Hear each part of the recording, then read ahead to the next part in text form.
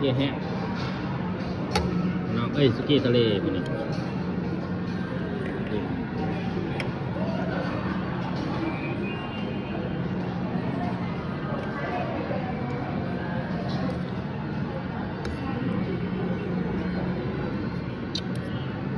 ทะเล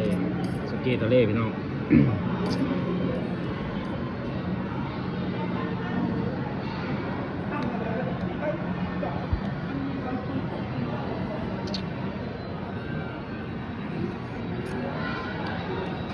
แซ่บเบิ่ม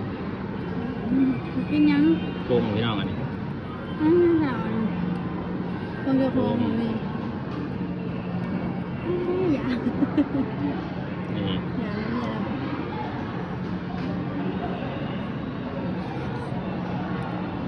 แซ่บแล้วเนี่ยอันนี้ก๋วยเตี๋ยวเย็นตาโฟ มันคือเย็นตาโฟ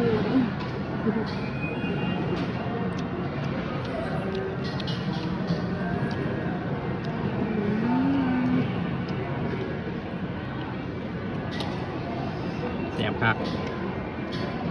กิน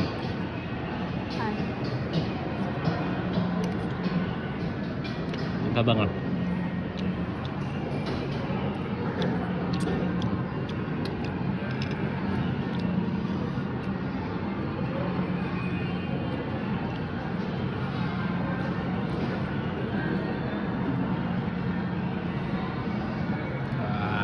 แซ่บพี่น้อง